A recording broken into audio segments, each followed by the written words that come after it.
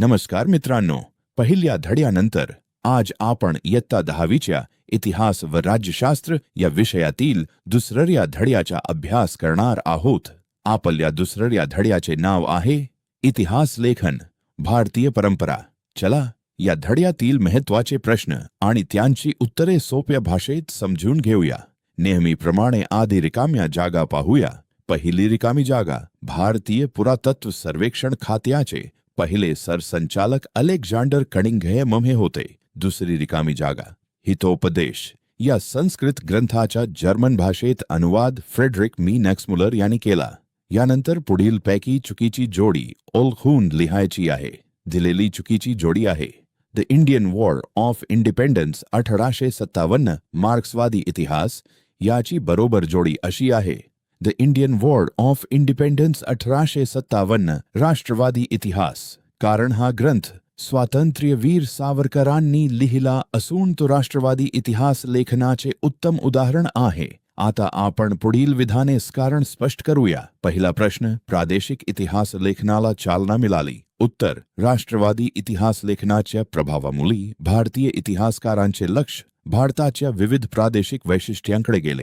आपल्या स्वतःच्या प्रदेशाचा अभिमान आणि इतिहास जगासमोर आणण्यासाठी इतिहासकारांनी प्रादेशिक पातळीवर संशोधन सुरू केले. यामुळे प्रादेशिक इतिहास लेखनाला मोठी चालना मिळाली. दुसरा प्रश्न, बखर हा ऐतिहासिक साहित्यातील महत्त्वाचा प्रकार आहे. उत्तर, बखरीमध्ये ऐतिहासिक घडामोडी, युद्धे, थोर पुरुषांची चरित्रे आणि तत्कालीन लोकजीवन यांचे अतिशय सुंदर वर्णन केलेले असते. हा इतिहास समजून घेण्यासाठी एक महत्त्वाचा आणि विश्वासू दस्तऐवज मानला जातो. म्हणूनच बखर हा ऐतिहासिक साहित्यातील एक अत्यंत महत्त्वाचा प्रकार आहे.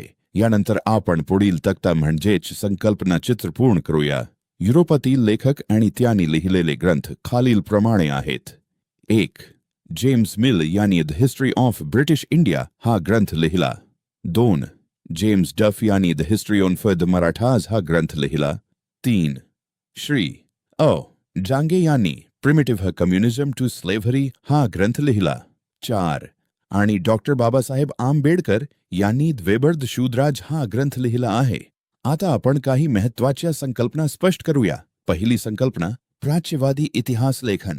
युरोपमधील या अभ्यासकांमध्ये पूर्वेकडील संस्कृती आणि देश यांच्याबद्दल कुतूहल निर्माण झाले होते. त्यांना प्राच्यवादी असे म्हणतात. या अभ्यासकांनी भारतीय संस्कृती, येथील भाषा आणि इतिहास यांचा सखोल अभ्यास केला. यातून प्राच्यवादी इतिहास लेखन विकसित झाले. दुसरी संकल्पना, राष्ट्रवादी इतिहास लेखन. 19व्या आणि 20व्या शतकात इंग्रजी शिक्षण पद्धतीमध्ये शिकून तयार झालेल्या भारतीय इतिहासकारांच्या लेखनात भारताच्या प्राचीन वैभवाचा अभिमान आणि भारतीयांमध्ये आत्मसन्मान जागृत करण्याची प्रवृत्ती दिसून येते. त्याला राष्ट्रवादी इतिहास लेखन असे म्हणतात. तिसरी संकल्पना, वंचितांचा इतिहास. समाजाच्या तळागाळातील लोकांच्या म्हणजेच शोषित आणि वंचित वर्गाच्या इतिहासाला मुख्य प्रवाहात स्थान मिळवून देणे हे वंचितांच्या इतिहास लेखनाचे मुख्य उद्दिष्ट आहे. हे लेखन प्रामुख्याने मार्क्सवादी विचारसरणीवर आधारित आहे. मित्रांनो, हा होता आपला दुसरा धडा. दोन्ही धडे नीट समजून घ्या आणि परीक्षेची उत्तम तयारी करा. आणि आपल्या पेजला सबस्क्राईब नक्की करा आणि भेटूया पुढच्या व्हिडिओत. धन्यवाद.